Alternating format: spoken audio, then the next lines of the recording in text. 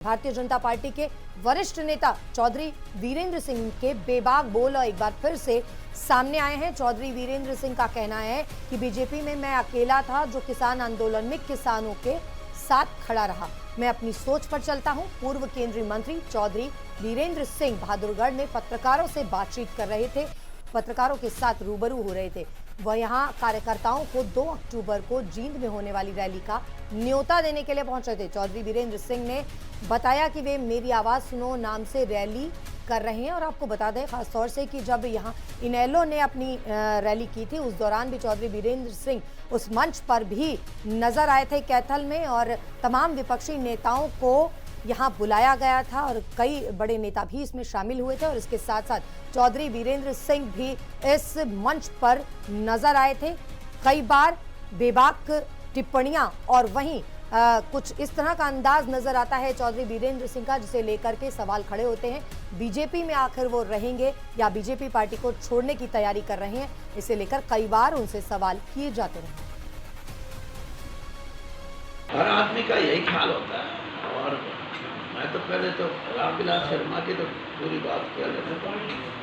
रामविलास शर्मा मेरे बाद कम से कम एक आदमी तो ऐसा है पूरा खुल कर नहीं तो कुछ तो स्पष्ट बात करता है। कल उनका बयान है आज बोल के पत्रकारों ने पूछा कि ये वीरेंद्र सिंह तो देवीलाल जी की चौटाला ने जो रैली की थी उसमें गया, तो उसने कहा भाई उसको आमंत्रण किया था और वो गया। मैं इस बात का उनका समर्थक हूँ और मेरे को करते तो मैं भी जाता। तो कुछ ना कुछ तो यानी ये छोटी छोटी बातें। मेरी लड़की की शादी हुई, मैं अब जिक्र नहीं करना चाहता। उस समय का चीफ मिनिस्टर ये कहता है कि मेरा कोई एमएलए कोई मंत्री वीरेंद्र सिंह की लड़की की शादी करना चाहता। ये कोई राजनीति है क्या?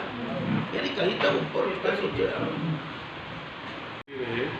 और हालत ये है कि चंद हजार रुपए ना चुकाने पर किसान को तो जेल में भेज दिया जाता है और हजारों करोड़ रुपए पूंजीपतियों का माफ किया जाता है। क्या इस व्यवस्था में परिवर्तन की आवश्यकता नहीं समझ? यही तो और मैं अंग्रेजी बोल रहा हूँ, मैं भी यही कह रहा हूँ कि व्यवस्था के अंदर कहीं ना कहीं ऐसे लोग हैं, लेकिन इसी व्यवस्था का हिस्सा होते हुए उसमें सुधार नहीं होता। नहीं सुधार इसमें कोई महात्मा गांधी था क्या कि मेरे कहने से सारा देश एक तरफ चल जाएगा? ये आप यानी don't target me as such. I have been in politics, but that doesn't mean कि मैं आई एंजॉयड एब्सोल्यूट पावर। ये नहीं होता।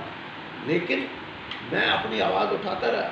बीजेपी में अकेला इस देश में आदमी जो किसान एजुटेशन में किसानों के साथ खड़ा था। ये लड़कियां पहलवान हमारी बैठी थी वहाँ, उस जुल्म के खिलाफ भी मैं खड़ा रहा। पार्टी की बात नहीं है, मेरी अपनी सोच है। मैं अपनी सोच पे चलता हूँ। पार्टी और मैं ये भी कहता हूँ, आप जैसे पत्रकारों ने ये भी कहा कि ये तो अनुशासनहीनता मानेगी बीजेपी। मैंने कहा इस देश में कोई ऐसी पार्टी नहीं जो किसान की बात उठाने में ये कहेगी ये अनुशासनहीनता है। मैंने कहा फिर वो पार्टी कहीं समझो तो पार्टी वही तो अरे भैया कुछ तो ऊपर की सोच ले यार। कोई घोषणा नहीं।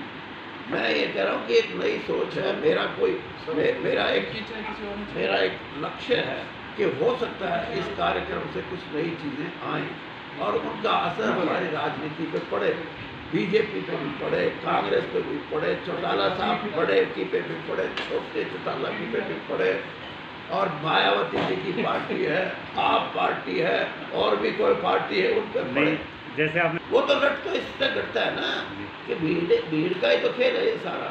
भीड़ हुई तो यही पार्टियाँ तो कहेंगी अरे यार वीरेंद्र सिंह से बात करो, बात तो बढ़िया कर है, तो उसके हमारे भी कुछ मान ले। यानी मेरे ख्यालों को जो मैंने आप जैसे लोगों से इकट्ठे किए हैं, हमारी रैली का नाम भी यही है कि मेरी आवाज़ सुनो। वो आवाज़ तो मेरी है, लेकिन उसका जो इकट्ठा किया हुआ जो है ना, वो बहुत विद्वान और दूसरे लोगों से हमने बात की है, उनको भी बुलाया, वो भी अपनी बातें कहेंगे। तो एक नई सोच पैदा करने की बात है, और नई सोच पैदा करने में हो सकता है हम कामयाब भी हो जाएं, हो सकता है ना भी।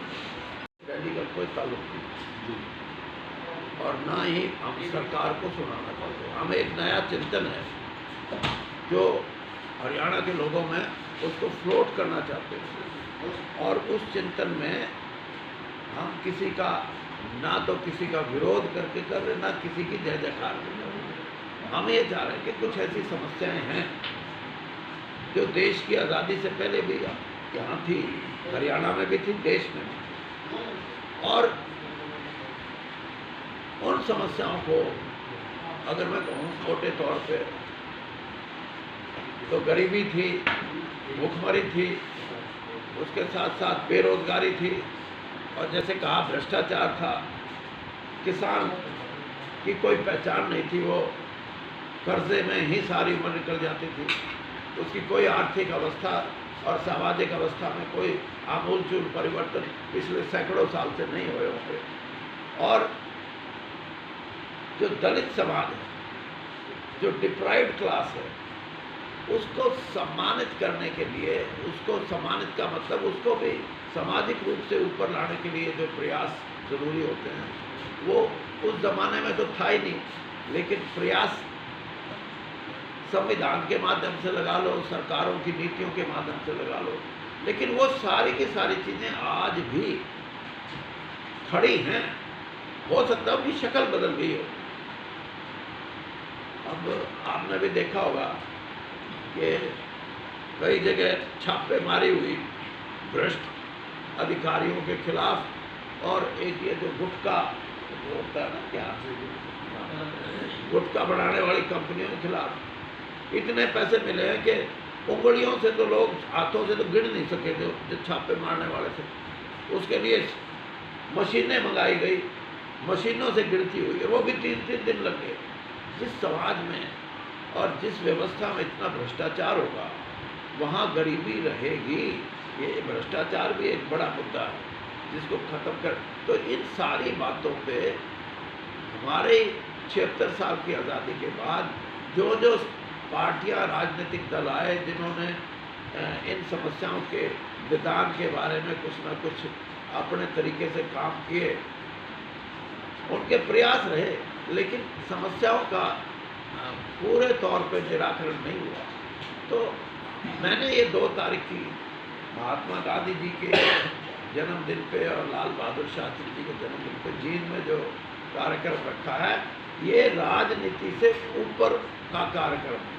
इसलिए इसमें मैं संबोधन सरकार को नहीं, जो ये कह रहे हैं हम सरकार बनाएंगे, उनको भी कह रहा हूँ, जिनकी सरकार लुट गई उनको भी कह रहा हूँ, जो अब बना रखी है उनको भी कह रहा हूँ कि भले लोगों, कुछ ना कुछ ऐसी चीज़ें हैं जिनको हम नए सिरे से सोचें, नए समाधान के रूप में उनका निराकरण करें, तो हो सकता है कि कोई सामाजिक व्यवस्था में, चाहे वो आर्थिक व्यवस्था है, कोई सामाजिक है, उसमें बहुत बड़ा परिवर्तन आ सकता है।